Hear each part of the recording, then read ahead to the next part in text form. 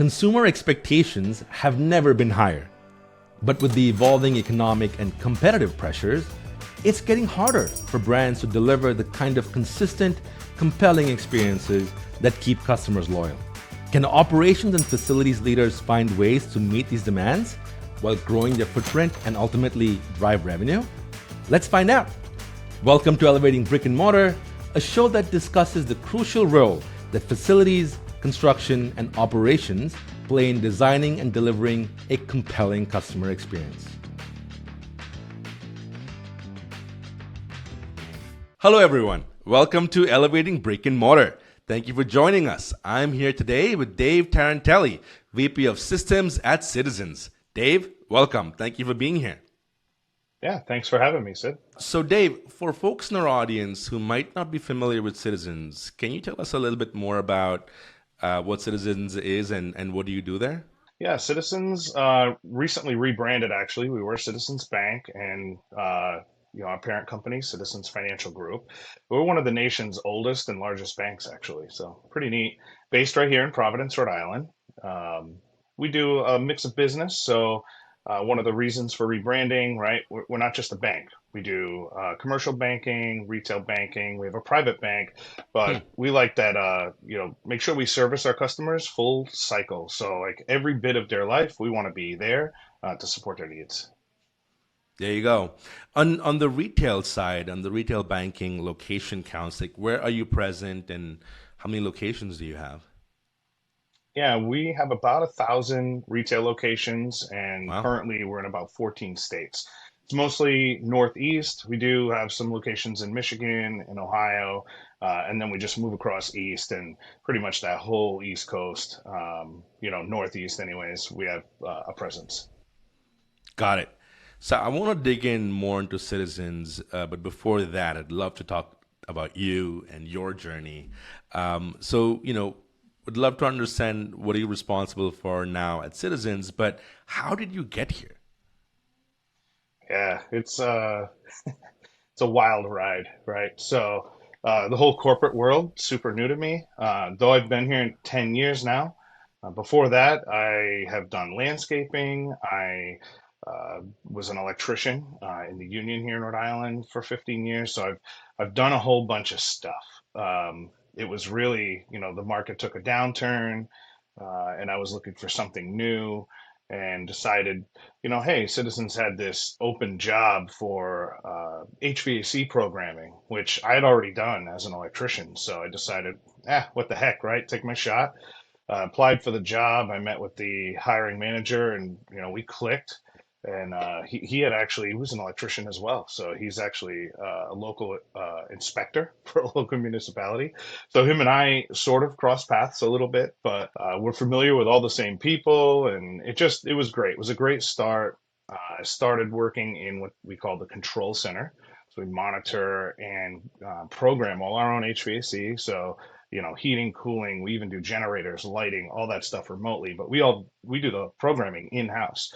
So that's really how I got my start. And then from there, it was just, where else can I, show some of my talents? So I moved into managing systems for real estate operations, and really just took off. So Dave, that's a fascinating journey, right? Can you share with us, did you go to like a traditional four-year degree college or did you take a different route and go to like a trade school? I was a union electrician, so they have their own school Right. that you attend. It's 5 years versus the required four.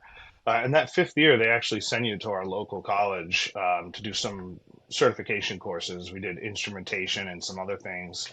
But I did attend that. It was night school, 2 nights a week while I was working days, so 40 hours a week, plus I don't know how many hours, a lot of hours of school and homework at night. But eventually got my license, journeyman's license.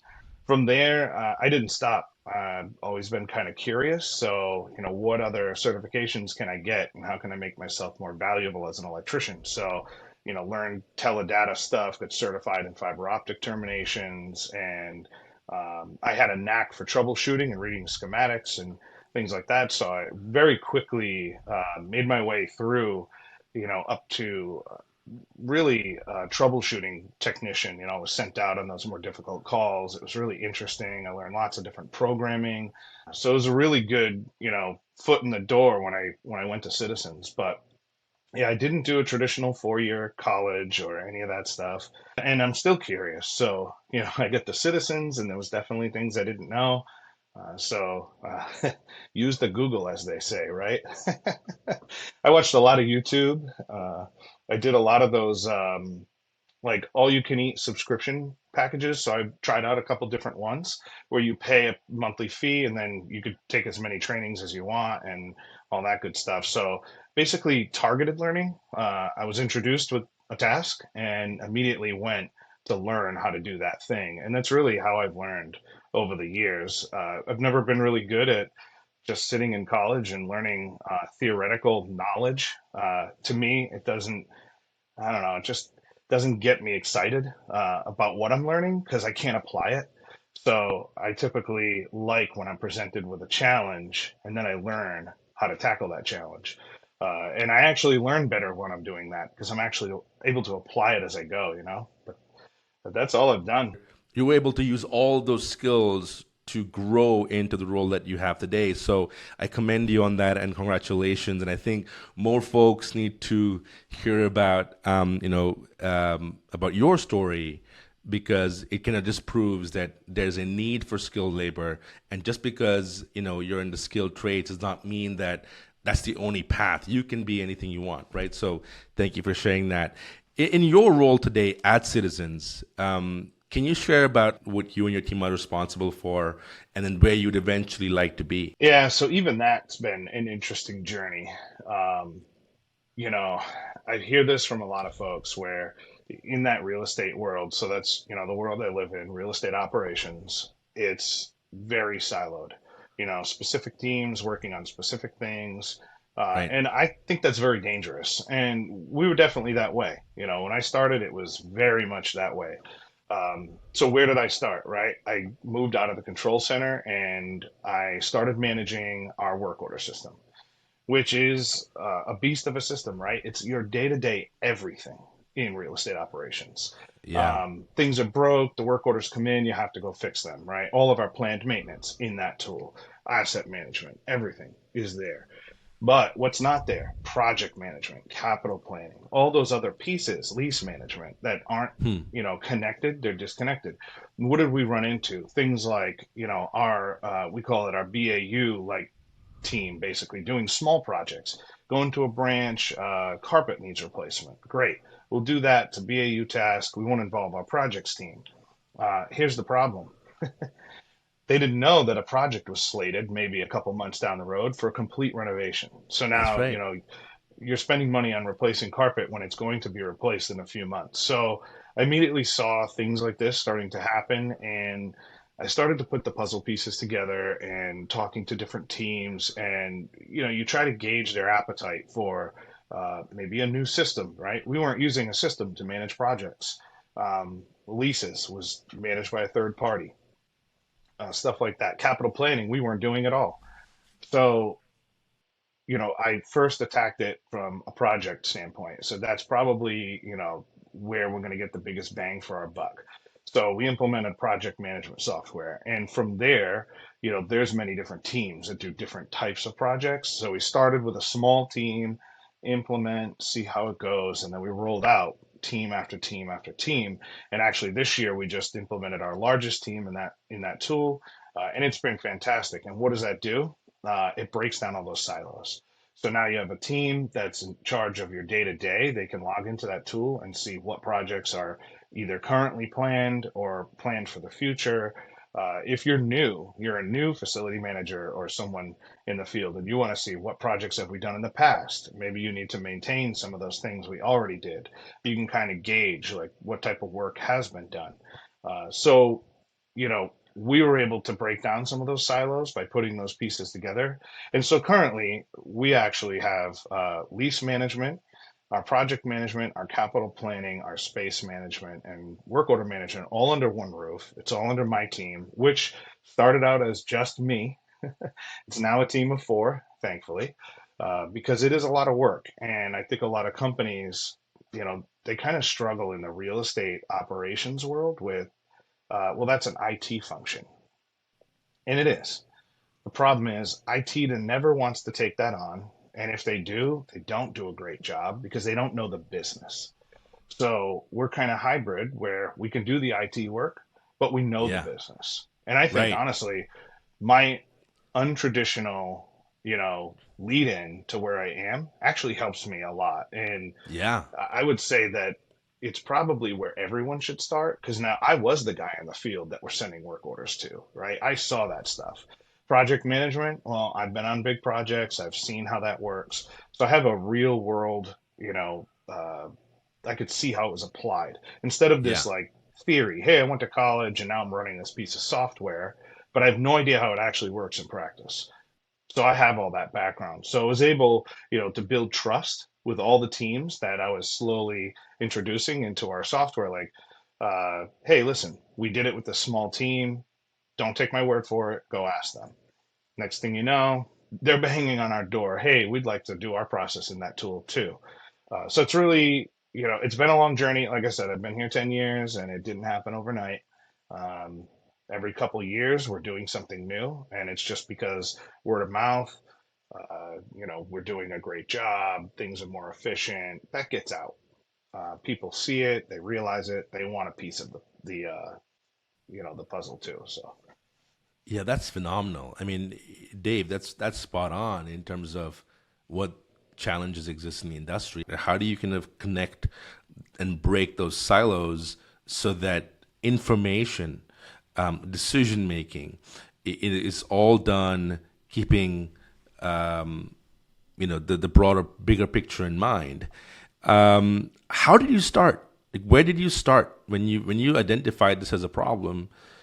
What was the path you took? Which was the first department you went and said, "Hey, I recognize this problem, and let me help solve it for you." Yeah, it was really the projects team. That was the very first one. We had leadership buy-in. They were the ones who were like, "Hey, we really need this thing. Who can do this?" Good, bad, or different. I never fail to raise my hand. Like sometimes it's a curse because I get myself involved in a project and it's just enormous. But we've never failed to deliver. So to that end, I'm going to keep doing it. Yeah.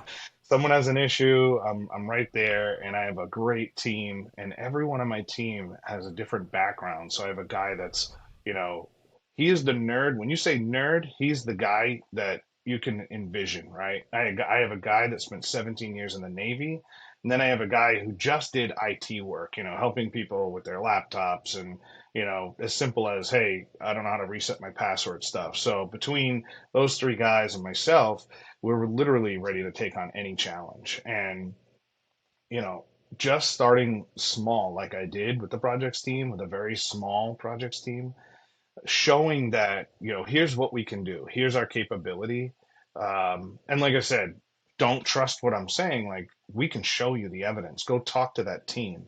And then that word just got out. And, it does help too that while we're siloed, we all do funnel up to the same person as head of property and procurement as a whole. So he's able to take that message and kind of push it down to those other teams. Like, look at what they're doing. Don't take my word for it. Go look at it. These tools, the most important thing is you can't, some people are so guarded when it comes to this stuff. Like, no, you want to log in? Here's a login. Go check it out. You can't break anything. You have read-only access. Go look at what we're doing, and that's really where the strength is. Oh, you want a quick demo? Sure thing. We'll set something up. You can't tell them all this great stuff and then not show them, right? People love to see stuff. They have visual learners more than anything. So, log into the tool, give them a quick walkthrough, show them how it works, show them what we're doing. Um, that's the one thing that I've always been is vocal. Like, look at these cool things we can do. We have these capabilities.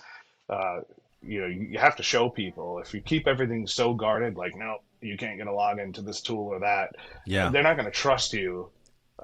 And that's the key. You have to build that trust. And how have you kind of externalized the impact you've had within real estate operations in terms of the impact you've had on the business. How do you go and talk about that?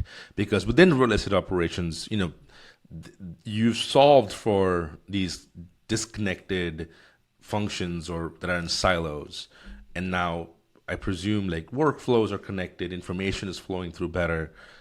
What has that done for citizens as a whole? And if you zoom out, what do you think it does for the consumer that is walking into your doors?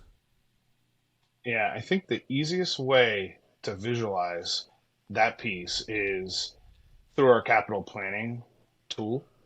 And we've done, a few presentations on that day one, like early in the process, and now we still do them today, like gather the data, present it. And what do you see? You see a story of buildings in disrepair, a lot of deferred maintenance.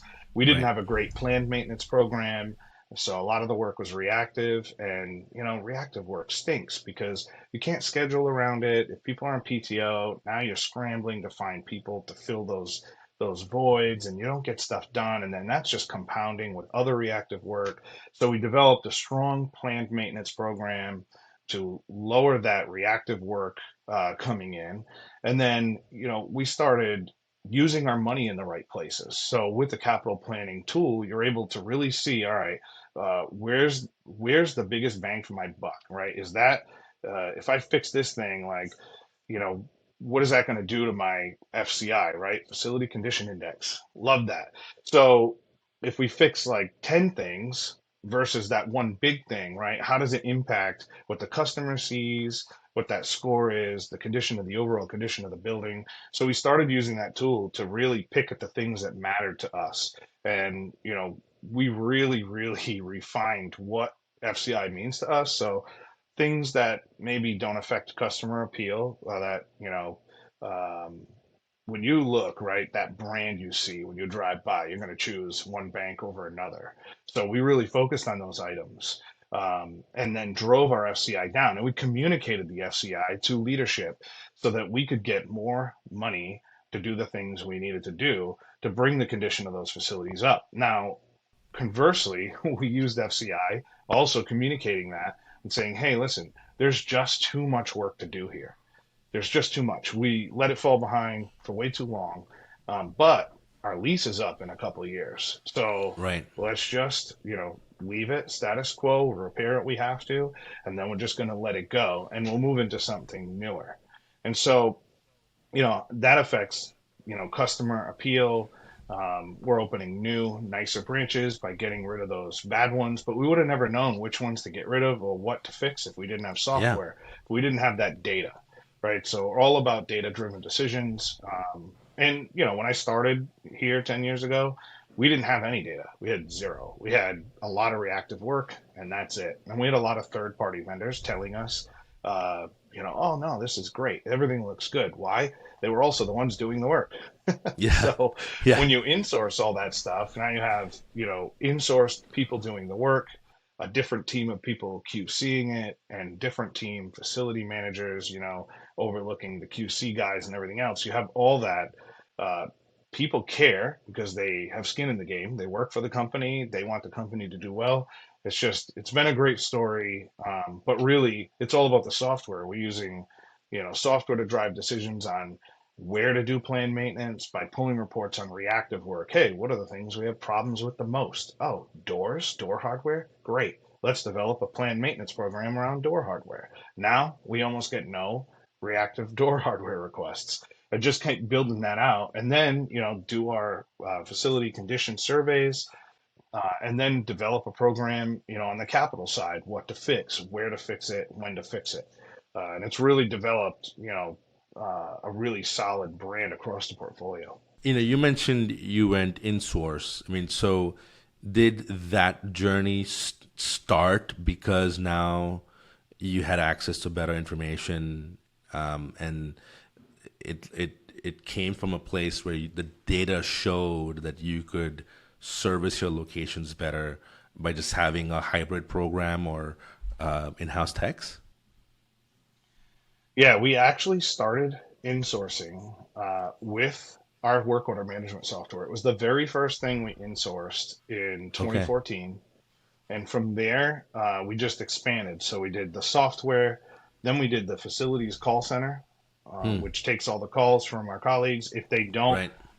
they have access to put the work order in themselves, but if they want to talk to somebody, they still can. So we insource that team. That team also reports to me. We figured it was really connected with the software anyways. So um, from there, we insourced our facility management team. Everything else at this point was still outsourced. So we had an in-source facility management team, but outsourced maintenance. And then we slowly tried little pilots in pockets and areas that we knew it would make a difference. And we insourced our maintenance team and then our janitorial, and this year our landscaping.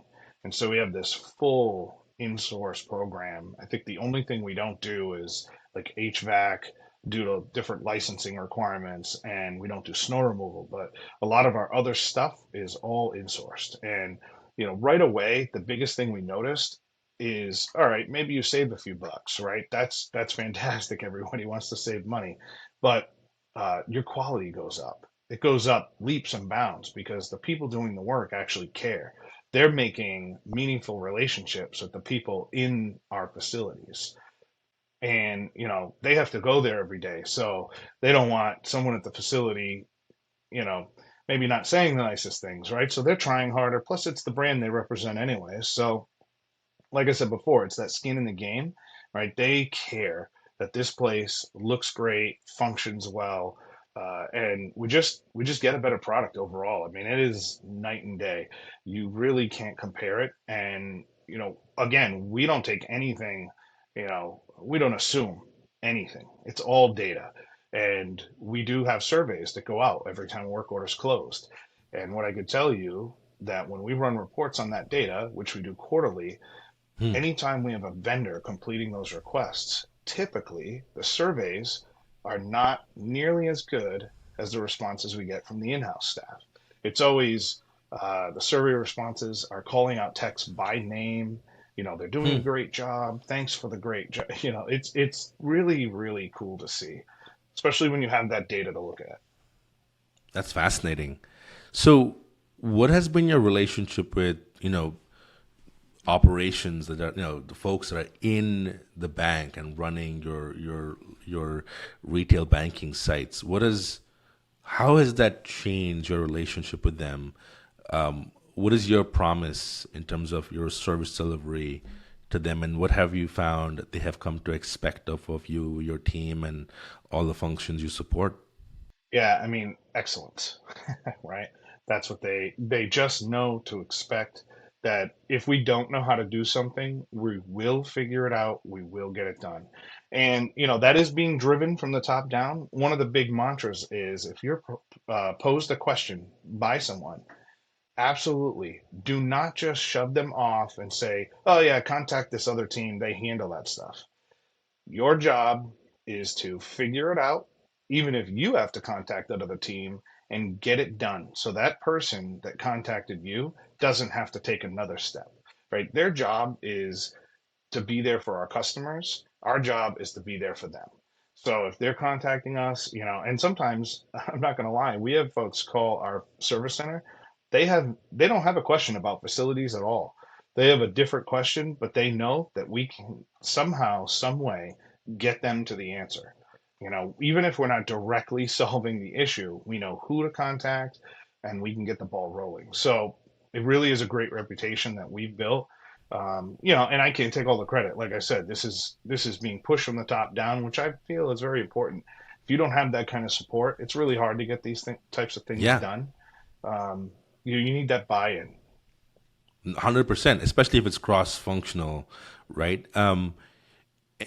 In your perspective, as you talk to folks, in the banking industry or just folks in retail operations, real estate operations, have you found that a role like yours or a function like yours exists, and is ubiquitous where brands are like, we know that there's a problem here and we need to solve it? Or do you think that you're way ahead of the curve?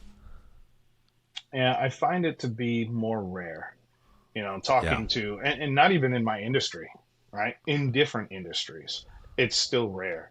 And I think the biggest problem is the leadership in real estate operations or a property group. I don't think they necessarily see the need for a group like mine. And it's what's funny is when I first started, I was just managing our work order management system, and I was told that it's not a full time job. I needed some other stuff to do. Like, there's no way that can be a full time job, right? Uh, and then they started to realize all of the gaps we had when a third party was managing it that I could fill.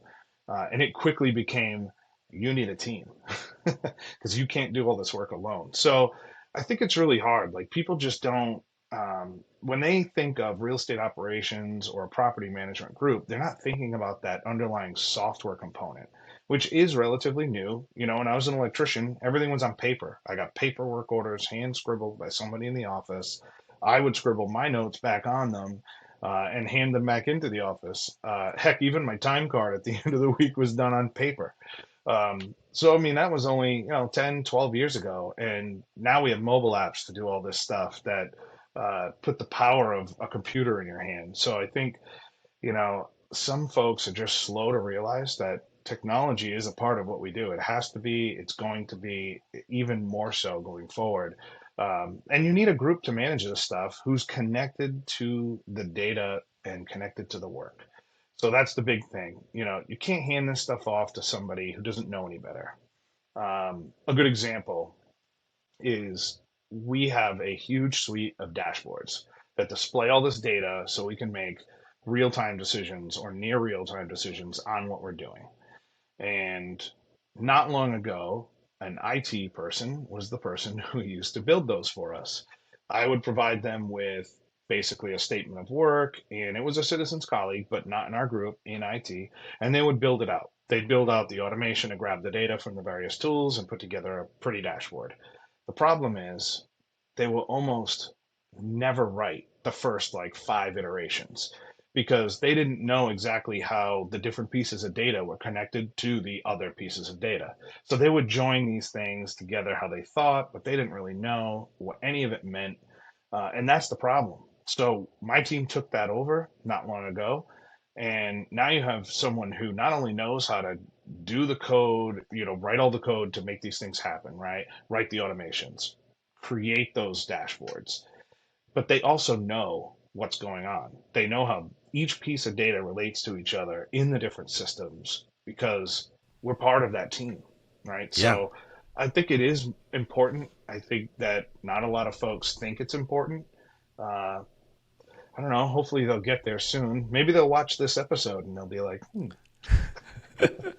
Yeah. You know what's interesting, Dave, is that in most situations, I think organizations underestimate the impact facilities and all of the functions that are part of the built environment have on the overall customer experience, right? Because it, I guess it's seen in a very transactional way. Like we have to build a location, construction, is kind of front and center at that point. The location's built, move on.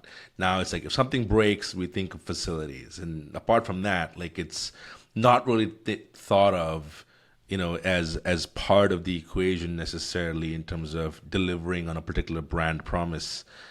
you know, Being on the inside, I'd love to talk about banking. I'll get to that in a second. But just generally, within our industry, do you feel like it is understood in terms of impact that you have on delivering on a particular kind of experience consumers today expect? And then especially if you think about brands that have thousands of locations or even hundreds of locations, delivering a consistent experience is so important, and yet I don't think brands always get it right. What are your thoughts on that? yeah, I mean, just look around. Yeah. Some of these larger chains, you could walk into 5 different stores and they're all completely different. Or, how many times do you walk into, I don't know, say a Home Depot in different places? It actually just happened to me not long ago. we have a few stores around me, and I know exactly where to find certain products because the stores are laid out the same. They look the same, stuff's in the same place. And then I just went to Virginia visit my in-laws, and their store was completely different. Not even like close. It's different sides of the building, everything, and I was lost. And it took me twice as long. You get frustrated, and then you're like, "Gee, should I have gone to a different big box store?" Um, so I think, brand is important. I think people do realize it more and more now. I think COVID too changed the way we look at things. And what's interesting is after that happened, I feel like people wanting to go in store actually ramped up a little bit. People want because they were so deprived from being able to go and touch and feel something before they purchase it, or do business with a whatever certain type of business. Now they want that interaction. So I do think it's important. I do think that most companies are starting to realize it because I've seen a lot, new renovations and modifications, you know, making things easier for the customer. Um, I know we're going through the same thing as well, and banking has shifted in so many different ways over the years to everybody does their banking in a bank to everyone wants to do it on their phone or on their laptop to people actually want to bank in banks again. So, it's hard to follow those trends. I think our leadership definitely has a finger on the pulse, 100%. And we are really agile, and we tend to shift and move how customers want, even if we pilot some branches in one way and then do something completely different in another market. At least, they're the same basic overall, anyways, layout and style, so you know what you're to expect when you walk in. um, but yeah, it's definitely important. I do think that folks are getting there. There's plenty of data to support it now too, and I think businesses that take advantage of that are definitely ahead of the curve. That's so interesting. I mean, if you look at the banking space, to your point, there's so many different kind of waves it goes through. Before, you had no option. You went into a bank when you needed to do something, a transaction, right? Now everything is digital first, and including depositing your checks to moving money. Like, you literally can do most things on your phone in a couple of clicks. So I'm curious, like, in the banking world, how are physical spaces thought of? What is the experience you expect consumers walk in with, and when do you think they actually believe they need to interact with someone in a physical space? Yeah, I mean, I consume a lot of podcast content. Surprise. Um, and I've heard quite a few things in this, around this topic, and listening to what the trend is, and I actually get to see some of it too firsthand. But what's funny, you know, my father is technically a boomer, right? So he's of that mindset where I have to go to a bank to do my banking in a bank. He won't use the computer. And then I think probably my generation, we're more like, nah, I don't need to go to a bank. I could do it on my mobile or whatever. And I think we generally think it's secure enough. And then you have this younger generation, which is super interesting. I would have thought uh, they would be just like my generation. I don't want to have to go somewhere or talk to someone or look at someone. I want to do it all on my phone. I don't want to have to deal with it. I don't know if it's TikTok or those scrolling videos that all the kids love to watch, that short content, that they get so frustrated with something if it takes longer than a minute that, okay, now I need somebody to do this for me. So, you know, and I could speak to that because I have a 19-year-old son and a 14-year-old son, and they're definitely in that boat. If my 19-year-old can't figure something out in like one click and read one little blurb, he's done. They can't figure it out right away. They don't want to deal with it, so they're walking in, hey, show me how to do this. I can't figure it out. I forget which bank was on one of the podcasts I was listening to. It might have been Chase that actually made that statement. They did a study around that, and they were seeing that exact thing happening in their branches. But it's really crazy. Yeah, I would have never thought, to be honest with you. Gen Z wants the human interaction.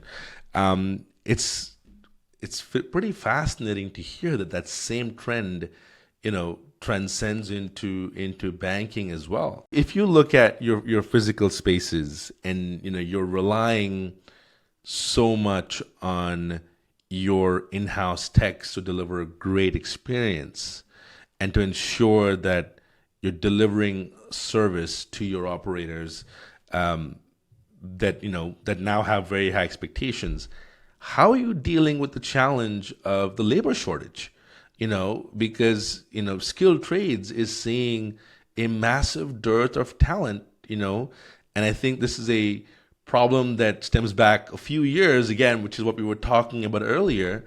There's not enough folks that are entering the trades, and then there's this huge generation of folks that are about to retire or are retiring. For a group that's so dependent now on in-house techs, how have you solved for it? I don't know that we have yet.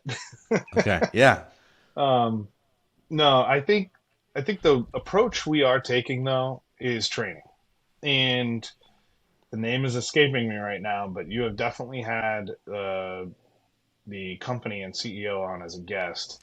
Oh, Interplay. The Interplay, thank you. Yeah, so Yeah, yeah. We had we Doug have Donovan on partnered the with show. Yeah. yes, yeah. So we partnered with him and his company to provide training to our field technicians, and Hmm. it really is starting to pay off. So, whether they just Wow. use it on their iPad, or we have a few of the headsets that, in key areas where techs can go to a central location and go use one to do some training. But Yeah. really, it comes down to you have to promote from within, right? So we have a robust program starting with janitorial, and typically those folks are, you know, non-experienced. Some of the folks we hire have never used a cell phone until we put one in their hand and say, "Hey, you need to do work orders on this thing." So it's a lot of training. My team actually goes out and we train typically once a year. We'll do the entire portfolio and make stops in key areas, and we'll do hands-on training when everything that has to do with tech. So how to use your phone in general, how to use the mobile app for a work order system, any other issues they're experiencing, questions. We give them that hands-on training, super important. And say they do that role for a couple of years and they want to do something else. We have some great programs here at the bank, and it's all about promoting from within. So, you know what? Here's a course. Take this course, learn these skills, and maybe, you could step into a maintenance tech role or a landscaper role. So there's lots of different roles. We have a quality control team, facility management team, programs teams that develop overall programs, and then project delivery teams. So there's a lot of places to go.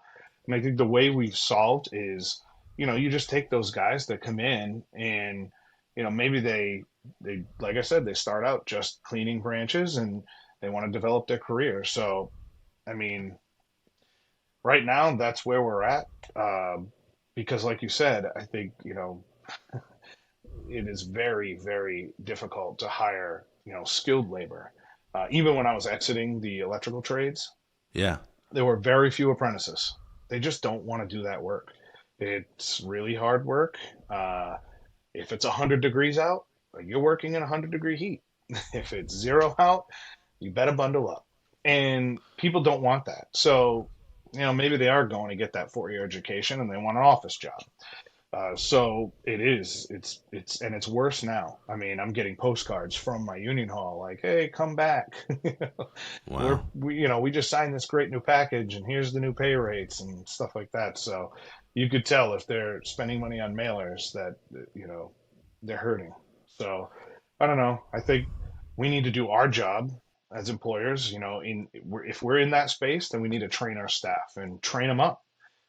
Keep hiring those people with no experience, train them up. What does the new generation need to hear, according to you, to feel like going into the trades can lead to a great career? I mean, clearly something wasn't done right, a decade or two ago, which is why we're in the situation we're in, right?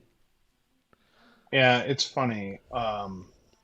Sometimes people ask like, "Oh, if you could do something different, what would you do?" Like, I wouldn't do anything different. I made a lot Hmm. of mistakes. I did a lot of interesting jobs. As an electrician, I worked at sewer plants, airports, high rises, you name it. Was some of it gross? Yep. but you bear and grin, grin and bear it or whatever how they say, right? And you just trudge through it. And I'll tell you what, some of the stuff I learned at some of those places, like sewer plants, I Yeah. mean, you can't learn it anywhere else. I don't care Right. what anyone says. That stuff is all process. I mean, when you talk about perfection, you have to be perfect. One machine has to do a certain job, and then the next one has to do a certain job. And if one thing breaks down, the whole process breaks. So I don't think I'd do anything different. And when I was in high school, I remember sitting down with my guidance counselor, talking about my future and some of the courses I had taken. I took all college prep courses, and I loved math, I loved science, and I was a band geek, and I did technology in school as well. And my guidance counselor, he asked me, well, when you go to college, what do you think you're going to focus on? If you had to guess, what would be your major? And I said, I don't plan on going to college. I knew right then. I knew pretty early on. It just wasn't going to be for me. I like to work. I like to work hard. My family owned a couple restaurants, so I worked in those as a kid. And he looked at me and said, well, unfortunately, if you don't go to college, you'll probably never amount to anything. Wow. That made me laugh at the time, but as a teenager, I'm like, oh yeah. I didn't say that to him, but in my mind. Now, fast forward a few years, right? I go through my apprenticeship, which I got in right when I was 18. As soon as they could accept me, I got right in the program. And a few years after that, who called me was that guidance counselor, and he needed some Really? electrical work done in his home. He didn't know who to call. So he Wow. remembered that I had told him I wanted to be an electrician, and he remembered that. And I think he must have asked around. I had a few friends that I played in a band with that were actual teachers. So he got my number, called me up, and I did electrical work in his home. And, it was just so ironic. I never amount to anything, but here I am doing work in his home. And I guess if I had to tell kids today, it's don't be afraid to get your hands dirty, roll up your sleeves, do some hard work, right? I know that it's so cliche, but it does build character, right? And I thought back then, like, yeah, whatever. But it literally does. And there's so many things you can learn from doing a really crappy job. One is, hey, I never want to do that again. So it teaches you to take the steps so that you don't, and I did landscaping. I learned a lot of things. I never want to do that. Cut grass, dig holes, put walkways down. I never want to do that again. Now, what's crazy is, you buy a house, you need landscaping. Well, if you don't feel like paying someone, you have those skills. You can do it yourself. You know, electrical, plumbing, HVAC. I mean, so many of those skills come in handy later in life. And now that I'm in software, it's like, well, how do you apply those skills? Well, it's so easy. We just rolled out a landscaping program. I have insight now to how that should be done, to the point where when we rolled out, our planned maintenance for like spring cleanups and stuff like that, I was able to give some insight and say, hey guys, we can't issue a spring cleanup in, I forget what they said, March. I'm like, we operate in the Northeast. There's still snow on the ground. We need to push those off like April 1st. And even that, sometimes we have snow on the ground. So, it's little things like that that you're going to pick up over time. Be curious. Do the weird things. If someone says, "Hey, I get this, weird job," don't be afraid to say yes and then learn it. I'll tell you, like our leader, the head of property and procurement. I love listening to him talk because he also had an interesting journey to where he is, and he's got some fantastic stories. And one of the things that he said is, "Don't be afraid to take something on, even if you don't know how to do it." If someone says, "Hey, can you do this job?" I started a call center when they were like, "Hey, we're gonna open a new call center in house. Can you do it?" Yep. Have I ever run a call center before? No. I was an electrician and a landscaper, but I know that I can figure it out because I'm curious. So you got to stay curious. You got to stay hungry, and don't say no just because you've never done it. That's an opportunity to learn how to do something new. And it's something I've always done. It's something I know I'll never stop doing.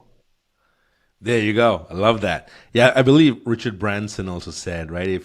If someone offers you a job and you don't know how to do it, say yes first and then figure out how to do it after that, right? That's exactly what you're saying. I Yeah. love it. So, Hey, you gotta. yeah, 100%. So, as you look at where we are today and then into the future as well, with all the new kind of emerging technologies that are coming into our space, our physical spaces, do you think some of that's going to come into the world of banking as well? Like, look at robotics, you look at AI, you know, things that are reinventing how you interact with the brands that you love. Is that going to touch banking? Yeah, I think it will because it's inevitable. Um, I love all that technology, but I think I approach it all with a healthy dose of skepticism. And what I mean by that is, there's some people that literally they're head first. They're in, they don't care. They're going to use it. They're going to trust it. Um, I don't think I'm there yet. I do use it. I use it all over the place, wherever I can, however I can. But, I'm always skeptical of its responses, which is good because you're able to test it. How accurate is this information? I don't just, you know, type something in, read the response, and accept it. I usually will fact check it. And I found some things that are not right. And most of those tools, you can actually give them feedback. So that's, hopefully that they'll learn from that too.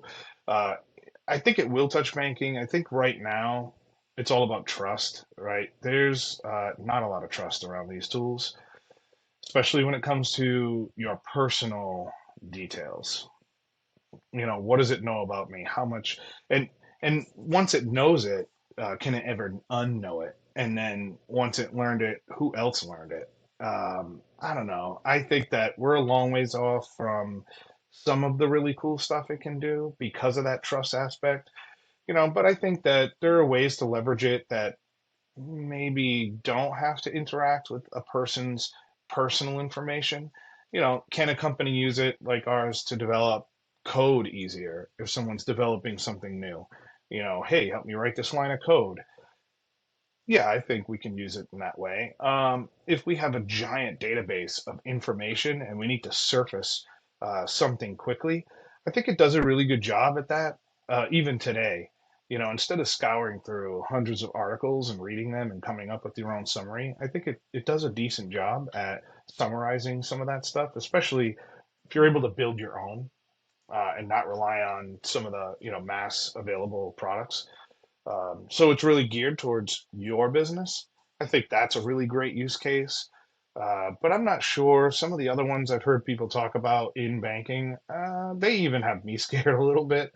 I'm like, I don't know, like user agents and having an AI user agent act on your behalf to do something actually in your account. I think we're a ways off before someone trusts it to actually do that.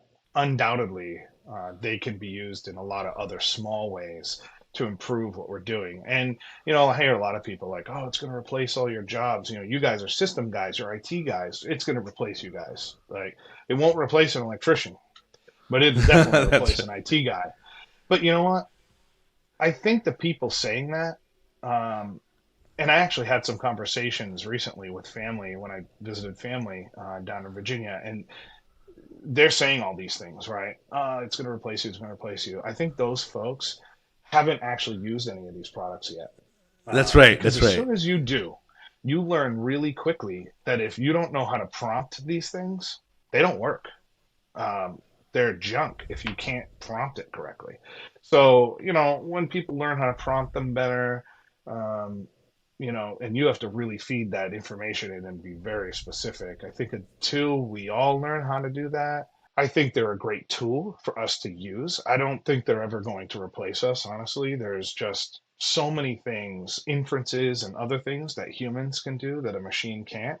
And I love how, like, everyone calls it AI, and I think that's because it's a quick buzzword that, maybe media and stuff came up with. But at the end of the day, I heard a term human intelligence because what is it? It's a machine that's literally predicting the next thing we want to say or do or whatever. It's consumed all of the things us humans did, things we wrote, things we drew, all that stuff. And then you ask it a question and it tries to predict that next item. So I don't know. I think, human intelligence is kind of a neat way to phrase it. And for people that really aren't in the tech industry, AI is a new word, but what it is, machine learning, it's been around for decades, right? When you turn on Netflix and it predicts like, hey, these things might be something you might want to watch. Well, it's been doing that for years, and that technically is what we're classifying as AI nowadays. But that's just machine learning. It learned your habits, predicted the next thing,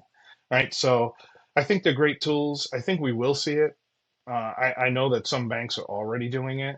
I think different banks have a different appetite for how much risk they want to, have. Some more than others, and so some will probably adopt some of this stuff sooner than later. But yeah, I think we will see some of it.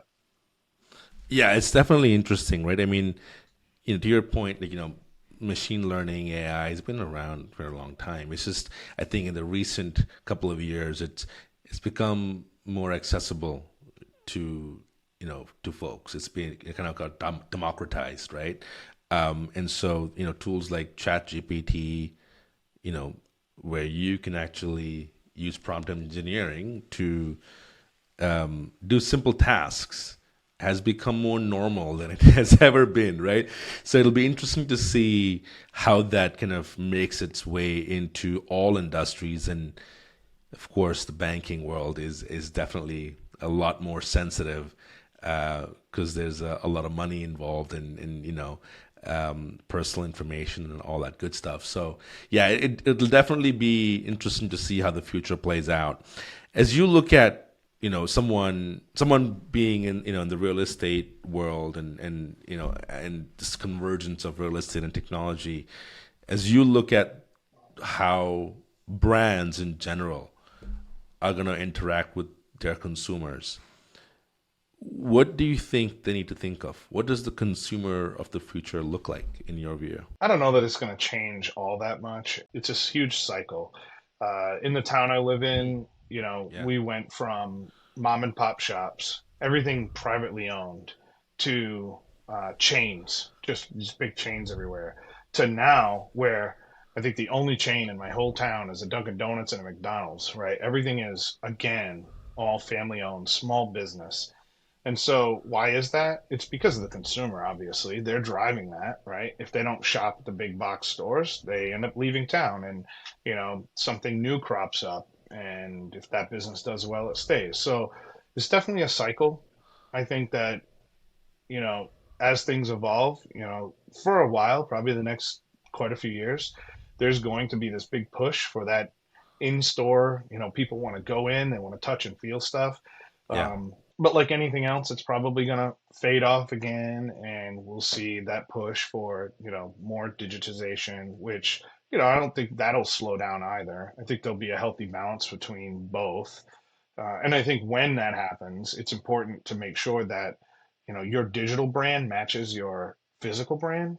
Because a lot of times I see where I might start shopping for something in an app, and I almost get frustrated with the experience, and I'm like, forget it. I'm just going to go to the store and go see the thing that I was looking at on the app, and maybe I'll even finish the purchase or what on my actual device. But more often than not, I end up going to the store and buying way more things than I intended because, well, that's what we do as humans, right? Um, but yeah, I see, the consumer will evolve. It'll probably change a little bit. I don't think it's going to be a huge evolution though. I think it'll be a slow push. You figure the boomers will start to fade out, and then you'll have a new generation, right? So it's like that whole cycle. Um, the same thing goes for everything else, right? I still have a grandfather alive, which is really cool, and he lives in the house with us. So there's four Oh, nice. generations all in one house. So I have a grandfather who's 87, my parents, myself, and my kids. We're all in the same, large home in a historic part of town. And we sit on the porch in the afternoons after work and drink wine. It's great. We have these really in-depth conversations, and he talks about certain things that we do today that are just ridiculous in his mind, right? And then I'm like, yeah, but when you were a kid, so was rock and roll. It's like, what are you listening to? Your parents said, and so I get him to think, which is great. And he's like, oh yeah, that's true. I'm like, yeah, in a few years, I'll think that whatever my kids, well, I already do, think that some of my kids are doing and content they're consuming is ridiculous and things they're purchasing. So I don't know. It's funny. Everyone's like, oh, something's going to change so much. I'm like, yeah, but if you think back, not so long ago, things were that way, and I don't know. I think that we learn as we go, we evolve as we go. The business will evolve because the consumer drives it. As long as the business is paying attention, which I think nowadays it's a lot easier to because they have so much more data. It's easier to get your hands on it. It's not a lot of paper pushing. I think the businesses will do fine. They'll evolve with their consumers just fine. And There's a lot of information, there's a lot of data. If you're paying attention and you're open to evolving, you probably will be okay as a business. But I think that those are the key words, right? Pay attention, know what the consumer wants, and react and evolve. And those are the businesses that I think will stay ahead and come out ahead as we look into the future.